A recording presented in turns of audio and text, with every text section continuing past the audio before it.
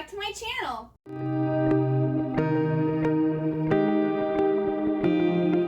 Today I'm going to be talking about all of the books that I read in September. Now, September wasn't the greatest reading month for me. I actually only read 10 books. I had originally on my September TBR 17 books, so I was 7 behind. Not only that, but I think I added more to the list as I was going. So, yeah, I just didn't get as much read. Like, I know one night, instead of reading, I just watched the original Saved by the Bell, like, all night long. And played games on my phone. Which, I mean, sometimes you gotta take a break from reading. But then it put me behind. I probably could have gotten another book off of my TBR list read. But that being said, I still had a really good reading month. I think most of the books here are 4 stars, which is pretty impressive. So I'm going to start off by talking about the physical books I read, and then I'm going to talk about the ebooks I read. So yes, without further ado, let's get into this wrap-up. So the first book that I'm going to talk about is Legendary by Stephanie Garber, and this is the second book in the Caraval series. And I loved this series so much. I gave the first book 5 out of 5 stars, and I gave the second one 4 out of 5 stars. And the reason I got docked down a point is because I didn't connect as well to Donatella, the younger sister, because Caraval is from the perspective of the older sister Scarlet, and then the second book is from the perspective of the younger sister Donatella, and I just didn't connect with her as well. And also, I didn't feel as if like her reasoning for trying to solve or win Caraval wasn't as exciting as Scarlet's reason or her journey to win Caraval. So that's just why I got docked 1 point. The writing's still amazing. It's still a great story. I love like the love interests in this one a lot more than Scarlet's. I really, really like this book, and if you haven't read Caraval, I highly suggest it. It's a trilogy, so it's not that many books. It's not a huge commitment like some other series are. Then I finally read The Invisible Life of Addie LaRue by V.E. Schwab, and this is my first V.E. Schwab book that I read. I absolutely love the writing in this. I love the writing. It's very slow paced though. I've noticed this about lyrical writing. It's very beautiful. It's very descriptive. It really like pulls you in, but it's very slow because another book I read this month, Where Dreams Descend, is also very lyrical, and it has like the same type of writing in it, and it does come off as very slow, but it's just so enjoyable to read because the writing style is so nice. So this book also made me cry. I almost made it through the entire book, and then like I think within the last like 5 to 10 pages I lost it, and I was a complete wreck, and it was just so good. But this is about Addie LaRue, who makes a deal with like this evil spirit that she'll give him her soul if he lets her live until she doesn't want to live anymore. So she basically can live for forever. And the only downside to that is the evil spirit thinks that she's going to get tired of life, and one of the things he does to make her discouraged is everyone she meets forgets her. So she can't get a job because if she gets interviewed, as soon as she leaves, they're gonna forget the interview. She, there's no legit way for her to make money. There's no way for her to run an apartment. There's no way for her to really own anything or be anyone, which, can try a person. So she goes around like stealing and meeting people and like learning when they're going to be gone and stuff so she can live in their houses, and she's kind of like a wanderer and she just wanders around. Most of the story is taking place in either France or New York, and then we have Addie's perspective, and then we also have Henry's perspective, and he is the only person that remembers her besides the evil spirit. And there's kind of like a love triangle in this, and I didn't particularly like the ending. I don't know. That's part of the reason like I cried. Like I just felt bad for the person who doesn't end up with Addie, but it was just really good, and I highly recommend it. Just keep in mind it is a slower paced book. It's also more of a slow burn romance too. I don't know if I said it, but I gave it 4 stars. Then I read Any Way the Wind Blows by Rainbow Rowell, and this is the 3rd and final book in the Simon & Snow trilogy. And let's start. I gave this book 2 stars. So I mainly read this series because I really loved Fangirl by Rainbow Rowell, and in that she, the main character, is a fan fiction writer of this series. So Rainbow Rowell was very kind, and she actually wrote the series so that we readers could actually know what the main character in Fangirl was fangirling over. It's not worth fangirling over. Let's get real here. The first book in the series is decent. This is kind of like a Harry Potter parody. So you have the chosen one, who is Simon, and he's like the most powerful magician. He's supposed to fulfill this prophecy. And then his roommate, Baz, is kind of like this evil vampire who's out to get Simon, or so Simon believes. And like the first book is pretty good. The first book is enjoyable, it's entertaining, it has a twist. But then the second book, the main characters go on like this road trip in America where not much happens and it's kind of boring. And then we get this book, which kind of like is wrapping it all up, and it's very cringy. Like the romance scenes between Simon and Baz are like really cringy and weird, and they just don't make any sense. I did like Penelope. She is probably my favorite character in this series. She's spunky, she's smart. Her love interests, I think, are more like interesting. Also, the main bad guy in this one is also really cringy. This whole book was just like cringe. So it's not a good ending. Plus, in like the big reveal at the end, I thought we had already been told that. Like I thought that was already an established thing. But I don't know if that's just because it's like a duh, and it's the main character Simon's just now figuring it out, or if, I don't know. It just, the big reveal at the end wasn't a surprise to me. I was like, I thought we already knew this. So yeah, those are my thoughts on this book. I really don't recommend this series, or if you do read it, just read the first book, because I don't think the rest of the series is worth it. But Fangirl is amazing, so read Fangirl. Then we have Queen of Shadows by Sarah J. Maas, and I am slowly working my way through the Throne of Glass series. So I believe this is the 4th book? Yeah, this is the 4th book of the Throne of Glass series.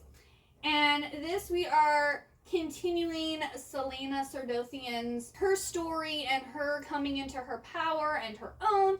And I feel like this book here was more of a stepping stone to what's going to be happening in the next volumes. Because things happened, but I felt like it was more like setting up your chessboard for more things to happen, if that makes sense. And I ended up giving this 3 stars just because I didn't, it's not that I disliked it, I just felt like what happened in it took a little too long. Because this book was like, what, 684 pages. And it was a lot for like, kind of like a setup story, in my opinion. So I'm hoping the next book is going to be like mind-blowing, because we have like all these pieces now set up. This is my least favorite one so far, just because, in my opinion, it wasn't that exciting. Then I added this one onto my TBR list because I was reading Tiger's Voyage, and I wasn't really feeling it. So I put it to the side, and I was like, what do I want to read? I was looking over my TBR list, and there wasn't anything jumping out at me. Also, one of the books I wanted to read I hadn't actually bought yet, but I had this one on my DNF shelf previously, and I had only read the first 3 chapters. I'm like, you know what? A lot of people have been talking about The Cruel Prince recently. I really like Holly Black. Let's read this series. So I started this book from the beginning, and I read it in like 2 days. So obviously when I picked it up the first time, I just wasn't in the mood, because this is a really good book. This is about Jude and her 2 sisters. Her and her twin sister are both human, and then her older sister is half fae. Well, one day, her older sister's dad shows up, kills their mom and dad, and takes them all to Fairy. Well, of course, Jude and her sister don't really fit in because they're humans, but they've been raised as like the high fae gentry, and they've been treated just like this fairy's like children. And she's kind of like, Jude is bullied by Prince Carden, and so this is almost like a bully romance. Yeah, I'd say this is kind of like, or like enemies to lovers / bully romance. There's not a lot of romance in this one. I don't know about the rest of the series, but I do know in this one, it's like you're getting a hint that there's something between them. That this was really good. The ending had a twist, and it kind of left on a cliffhanger, and I really wish that I could have fit the next book into October, but My October TBR is out of control, and I couldn't fit it in there. I couldn't fit in Finale of Caraval either, and I was just like, no! So I'll probably continue on both of those series in November. Hopefully. We'll see what happens.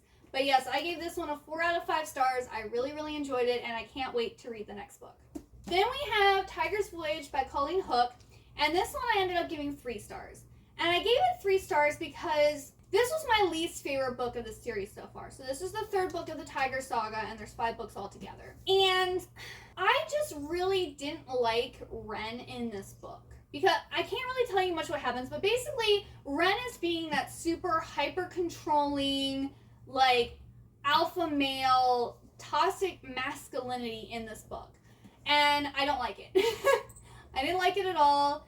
The rest of it was fine. Like, I liked Kelsey's relationship with Kassan, which is the younger brother, and I liked kind of like the journey because Tiger's Quest is about 2 brothers who are like hundreds of years old, and they were cursed to be tigers. And they're, I believe, starting off, they have to be tigers for 18 hours. And then each time they break a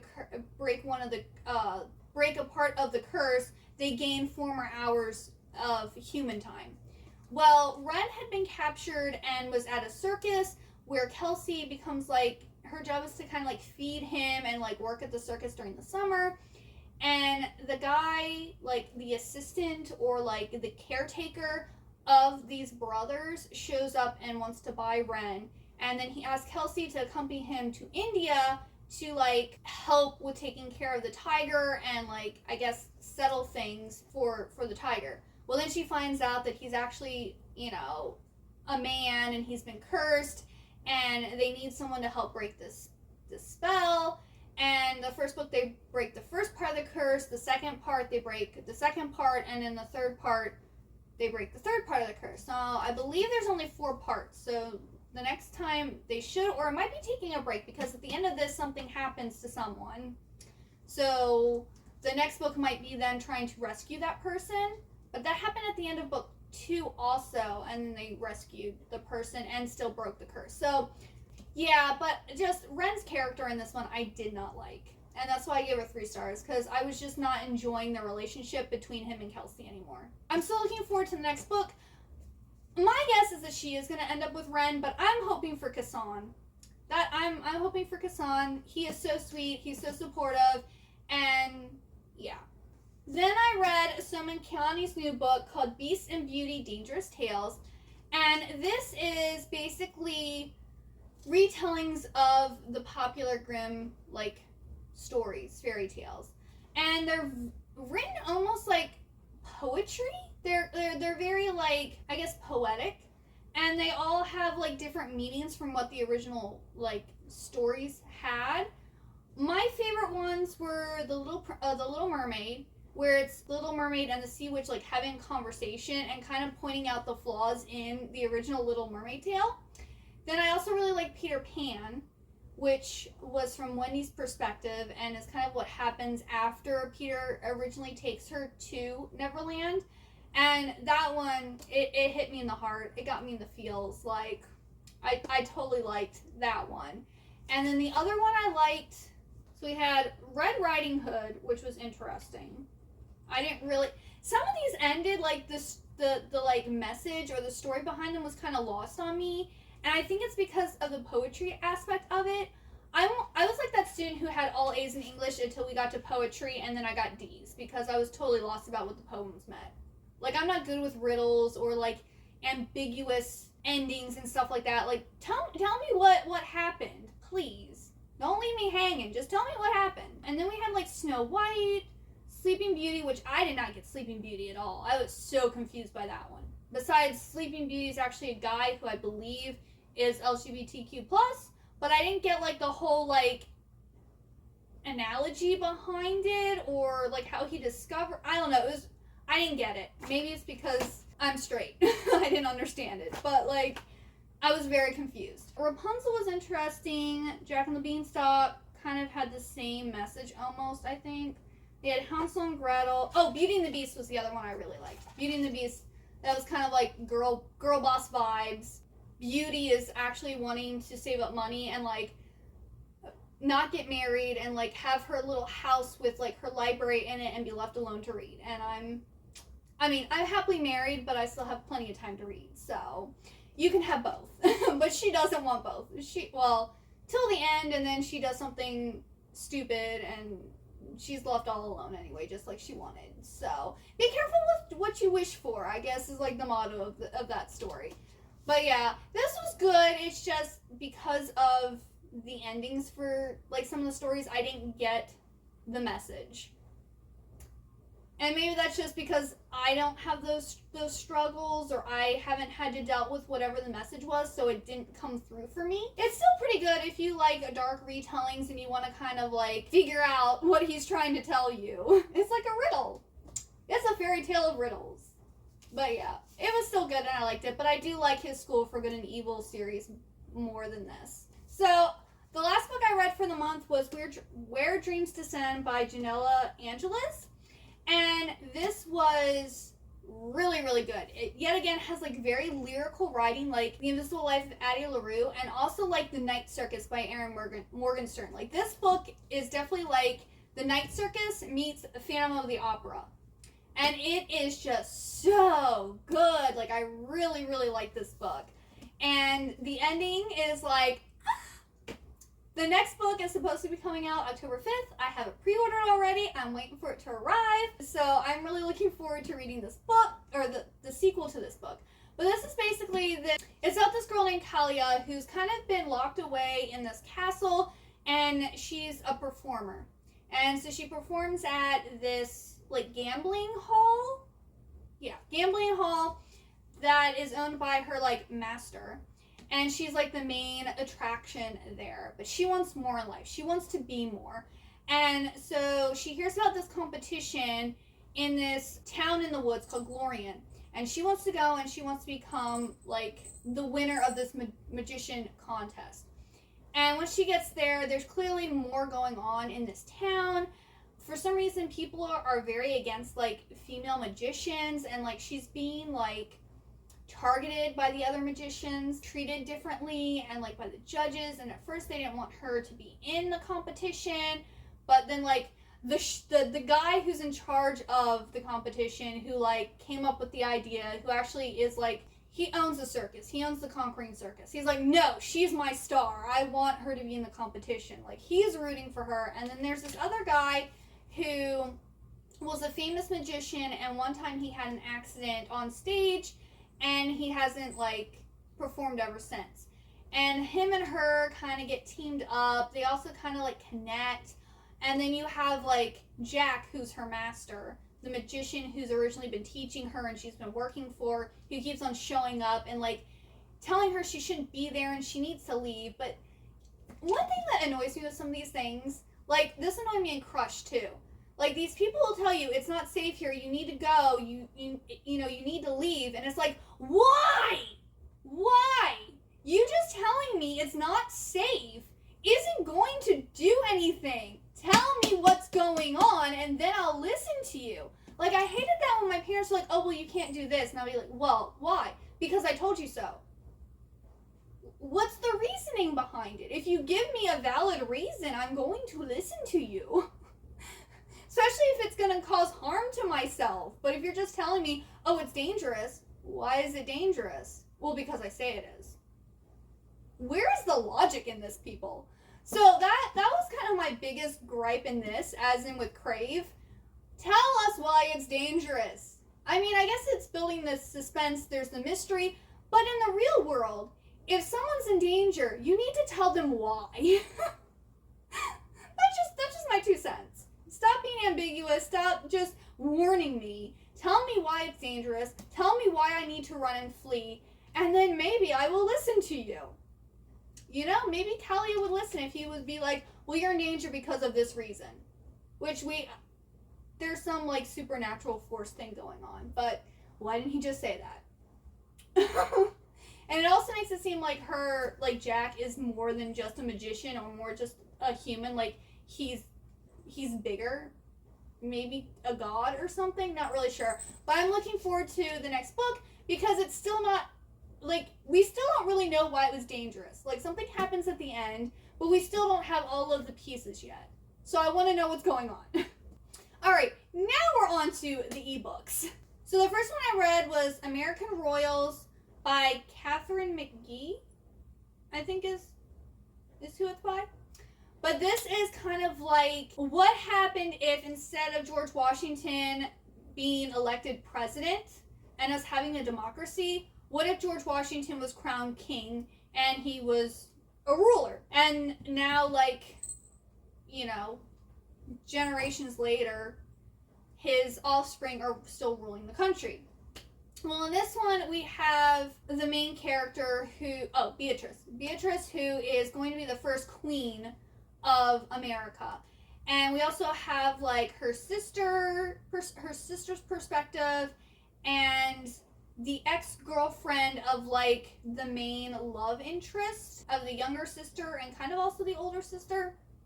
But we get those three girls' perspectives about what's going on, and it's very, like, high drama, very catty, and, you know, fighting over guys, and, like, trying to figure out what you actually want, and then, like, this pressure of being the next queen and what's expected of you, and not having a lot of choices in life, or believing you don't have a lot of choices in life.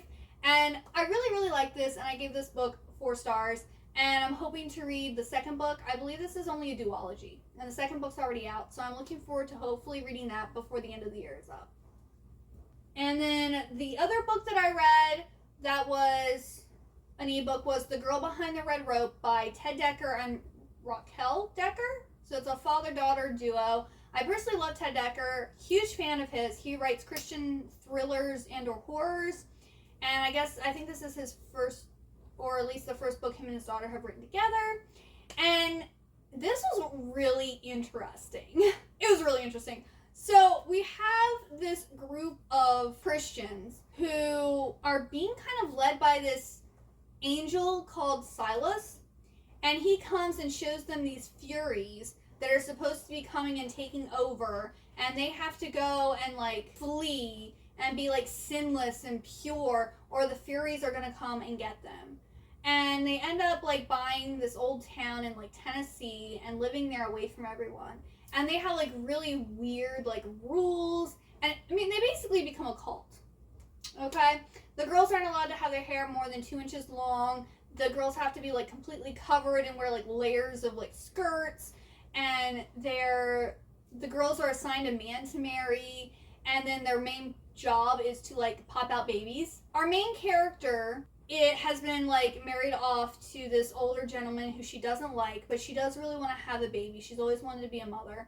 And she helps her brother, like, escape over this red rope, because her brother thinks that the Furies have come and gone, and that they should be able to leave the town, and, you know, that this time is over now. Well, stuff happens, and then, like, there's the prophetess who's, like, the main person who talks to Silas, and then we have the girl and her brother's dad who shows up, who's dying, and he brings this little boy with him, and he tells the daughter that he's special and that she needs to protect him, and, like, all this stuff happens. I kind of got what the message was supposed to be, but it was also a little unclear because it was kind of told in, like, that riddle form. Yet again, not into riddles. Tell me what you mean. But yeah, I believe this is a standalone book, and it was good. It was just confusing at times. And there is definitely something going on with this cult. Like, it's not all what it seems. But yeah, it was still really good. I enjoyed it. I gave it 3 stars, which 3 stars, for me, 3 stars is like an average. It's like, oh, I enjoyed this book, but it wasn't amazing. And like a 4 star is, oh, I really, really liked this book, but it wasn't like top tier. And then 5 stars just like, it was amazing. There's nothing wrong with it. It's awesome. And then 2 is just like, I read it. And it had some good parts, but not much to talk about. And 1 star is, I didn't like it. But, so yes, those are all of the books that I read in September.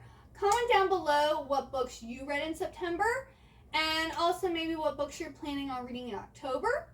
And if you like this video, please give it a big old thumbs up. Also hit that subscribe button down below. And I hope to see you next time. Bye-bye!